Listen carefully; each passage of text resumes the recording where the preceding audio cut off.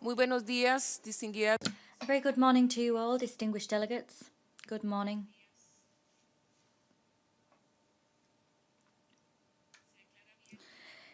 The 27th plenary meeting of the substantive session of the United Nations Conference to negotiate a legally binding instrument to prohibit nuclear weapons leading towards their total elimination is called to order.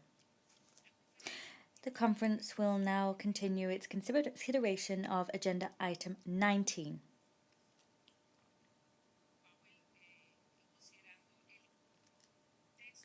That is the text entitled The Draft Treaty on the Prohibition of Nuclear Weapons, as contained in document A/conf.229/2017/L.3. This document has been issued in all official languages. That is the document, but now I will give the floor briefly to the Secretary to have an explanation of what the document deals with, and the documents, more specifically CRP. These documents reflect the updates, the revisions agreed upon by the room yesterday. The document CRP3, more specifically. These contains revisions that have now been incorporated into the text L.3/Rev1 for adoption tomorrow. Before I give the Secretary,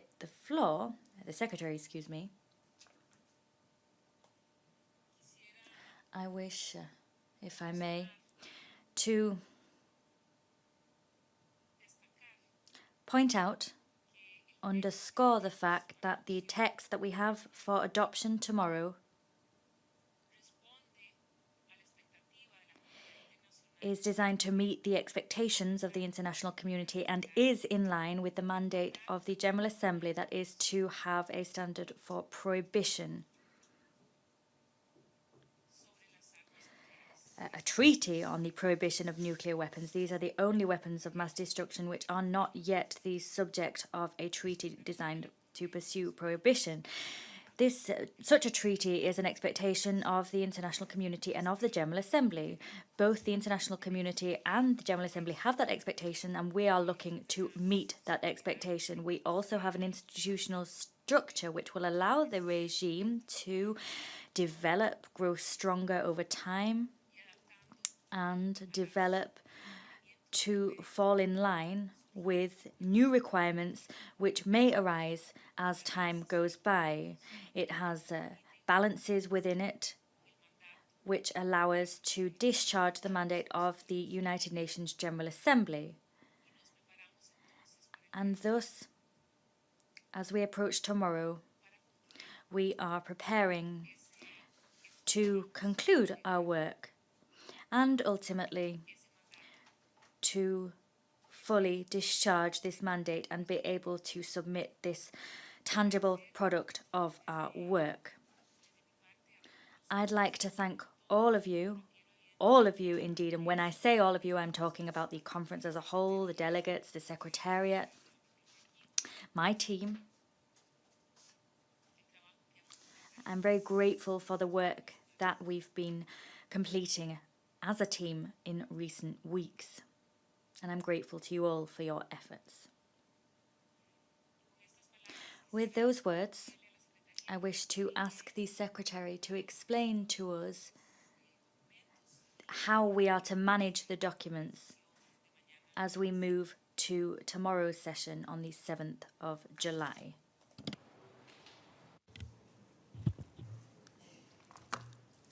Thank you, Madam President.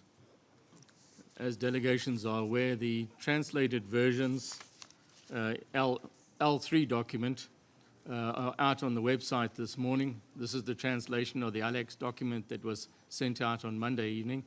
So it's available in all 6 languages on the website. You will also see on the website, next to that is CRP3. This is basically the revisions that we went over yesterday in this room, and that's reflected in CRP3. So these 2 documents should be read in conjunction regarding the language that we'll be addressing tomorrow when we come to the plenary meeting. What will happen is the revisions in CRP3 will be integrated into the L3 document and issued as a rev, but all the language is already there. The President will also announce straight after this that they will be breaking into informal consultations for language groups to start going through that text, just to ensure that the language actually captures the intent of what is actually discussed in the room, so that the language versions are accurate. If I could just ask those facilitators that are appointed to look through those texts, if they could report on if there are any misinterpretations or mistranslations at all by noon, if it's possible today, so those can also be captured in the ref that is to be issued in time for us to address it tomorrow in the plenary. I thank you.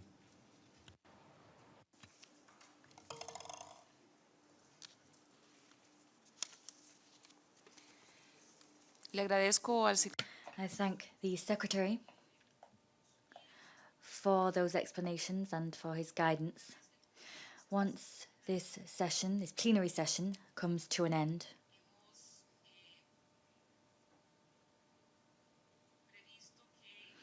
it is our idea that in this conference room, the delegations that will conduct the revision of the Spanish text will stay. That's our intention. They will stay in the room. And the delegations that will revise the texts in French and Arabic will work in conference room 6.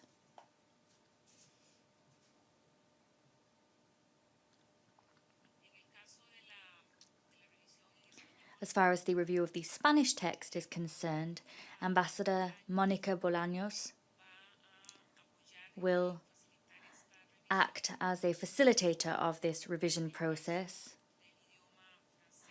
Where the French version is concerned, Mr. Laurent Mashbillan will assume that role, facilitating the revision process.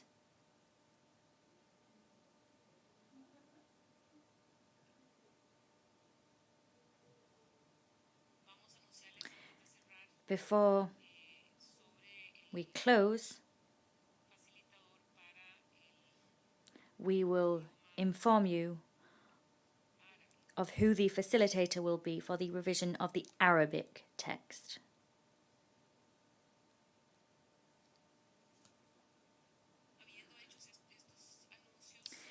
Having delivered those announcements, we will now open the floor to civil society organizations so that they are able to address this conference. First of all, I give the floor to Mr. Tim Wright from ICANN.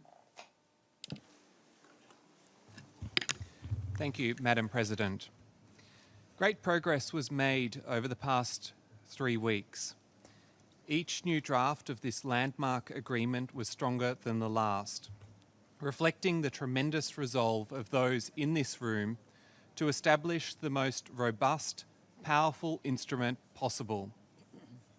We are, it seems, on the cusp of a truly historic moment, when the international community declares unambiguously, for the first time, that nuclear weapons are not only immoral, but also illegal. There should be no doubt that the draft before us establishes a clear, categorical ban on the worst weapons of mass destruction. This treaty forbids a state party from claiming to be protected by these abhorrent devices or engaging in any military preparations to use them. A state party allied to a nuclear-armed state must ensure that its defence plans and security policies do not involve or foresee in any circumstances whatsoever the possible use of nuclear weapons by that state on its behalf. The treaty also forbids a state party from financing the development and manufacture of nuclear weapons whether directly or indirectly. And no state party may permit the transit of nuclear weapons through its territorial waters, land, or airspace. All such activities would violate the letter and spirit of this treaty. The absence of explicit references to them in no way implies that they are lawful. This ban is comprehensive. Madam President, there are some aspects of the treaty that we consider less than ideal. For instance, we see no justification for the paragraph in the preamble characterising states' access to nuclear technology as an inalienable right. We also regret the reference in the withdrawal clause to the so-called supreme interests of a state, which is out of place in this treaty. By prohibiting nuclear weapons on humanitarian grounds, we are of course rejecting the claim that any state's national interest can take precedence over the security and survival of humanity. No extraordinary events can ever make nuclear weapons acceptable. That said, we are overwhelmingly positive about the draft treaty and urge all delegations to support its adoption tomorrow. We believe that it achieves what we set out to do, to outlaw nuclear weapons and provide a pathway to their total elimination. Thank you.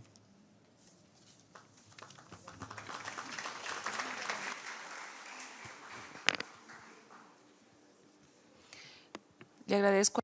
I thank Mr. Tim Wright from ICANN.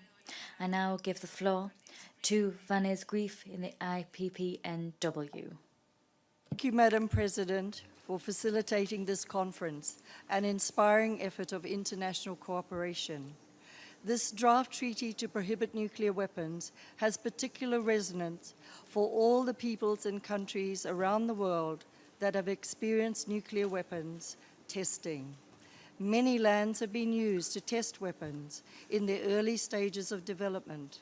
In many countries, indigenous peoples and military service workers and personnel have all been affected by these early tests. For other countries, including the islands of the Pacific, my home, nuclear weapons were tested on atolls and above the seas, destroying homelands, removing people forever from their lands. But we wish to stress that the impacts of nuclear weapons testing across the world was the same, causing medical and health problems, including cancers, evident from one generation to the next. The health impacts in particular are ongoing. Alongside the survivors of the bombs used on Hiroshima and Nagasaki, test victims have all been determined to ensure that these experiences are never felt again. The provisions in the treaty to address victim assistance are vital to answering the impacts of nuclear weapons, which have a gender dimension, particularly impacting on women, and which also have particular impacts on children. The environmental impacts of nuclear weapons have often been a strong motivation and a learning experience too of the unending particular devastation caused by these weapons, whose radioactive fallout and contamination do not go away. In addressing these issues, the treaty will not only help prohibit the future risks to humanity of nuclear weapons, but also address the damage caused by past development of these weapons through nuclear testing. We are pleased with how the text has developed over the course of this negotiating conference. While improvements can be made, we feel that Articles 6 and 7 in the current text contain vital provisions for the people, land, and oceans that have borne the brunt of nuclear testing. Responsibility must be taken for these humanitarian impacts by all, and states that have used or tested nuclear weapons should play a particular role.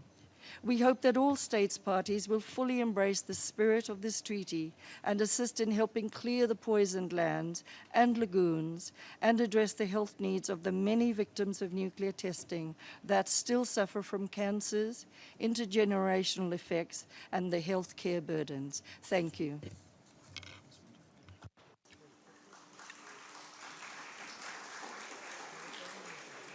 Le agradezco a la señora. I thank Ms. Vanessa Griffin for that statement. I now give the floor to Senator Scott Ludland from Australia. Madam President, my name is Scott Ludlam and I am a Senator in the Australian Parliament representing the Australian Greens.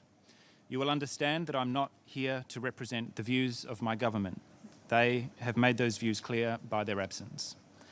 Thank you firstly, Madam President, and your staff for your skillful facilitation of this historic process which is now so close to its conclusion. I want to also offer my profound thanks to all of the delegations who have put months and in some cases years into bringing this document together. It has truly been a partnership between governments and civil society organisations. I understand that simply banning nuclear weapons is not simple at all, and that not everyone got everything they wanted into the consensus text. But thank you all for the spirit of constructive engagement that you have brought to this work. And like all of you, I'm looking forward to a consensus agreement on this text tomorrow. I want to thank you firstly for responding to the collective will of your peoples and for listening to the voices of the Hibaksha, whose message has never been more important than today. This treaty will change the way that these weapons are spoken of all over the world, including in the states not represented today. It helps us as parliamentarians and civil society representatives to build the case for abolition. So as your work in here is now so close to its conclusion, for those of us returning to nuclear weapon states and their allies, our work is really only just beginning. We commit to all of you this morning to make our way home and campaign for our governments to recognise that this treaty is the best chance we have to build a truly secure world free of nuclear weapons. One by one, we will bring them into the room. So please know, you have allies and supporters in parliaments and civil society organisations in all of the nuclear-armed and umbrella states who are committed to bringing your work to fruition. Thank you for everything that you have done to make this moment possible.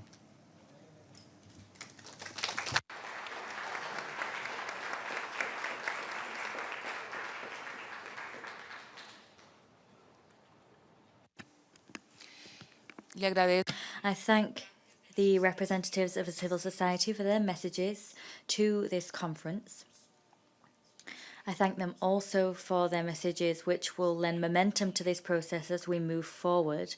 And I recognise the arduous work that they have undertaken in recent weeks and months, indeed over a long period of time, so that we can make progress. We are conducting operative work and will continue to do so in the afternoon to revise the text, but we are ultimately preparing for a debate, a future discussion about how we feel as we come to the end of this process, a process that will culminate tomorrow. Now, the programme of work that was approved by the conference on the 30th of June for this week is submitted for your consideration, and it clearly states that tomorrow at 10 o'clock in the morning we will be once again here in a plenary meeting in this room, room 1. We will first of all tomorrow hear the report of the Credentials Committee. We will then move to item 9, the adoption of the treaty, and that will be document A/conf/229/2017/L.3/Rev1.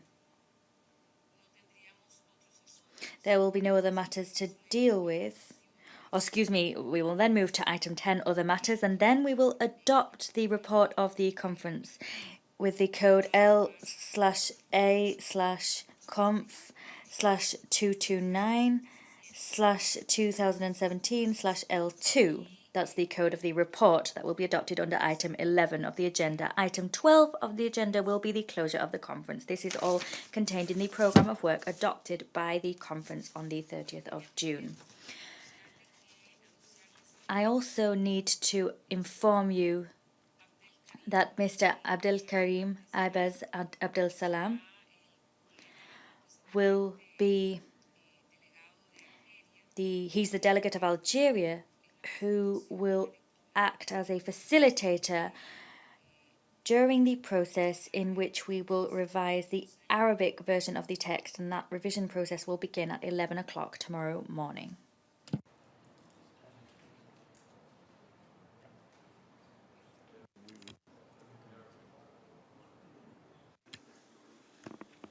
Vamos a permitir entonces que las delegaciones puedan. We will now allow delegations to immediately review the texts in the official languages.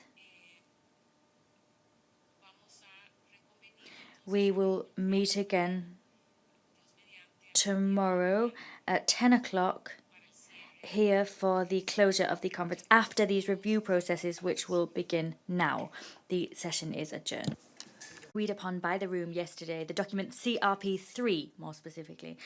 These contains revisions that have now been incorporated into the text L.3/Rev1 for adoption tomorrow. Before I give the Secretary the floor,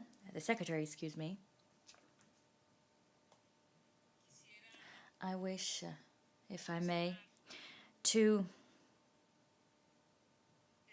The conference will now continue its consideration of Agenda Item 19.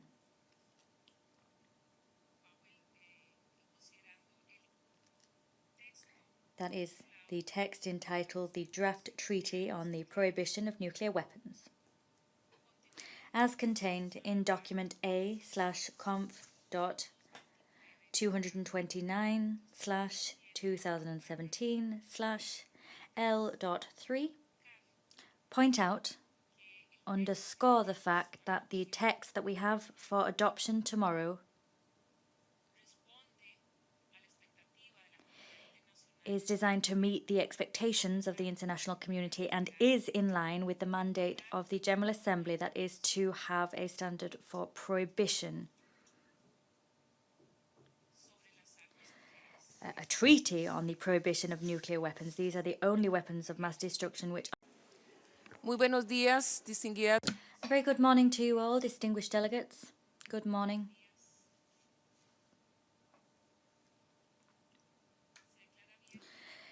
The 27th plenary meeting of the substantive session of the United Nations Conference to negotiate a legally binding instrument to prohibit nuclear weapons leading towards their total elimination is called to order.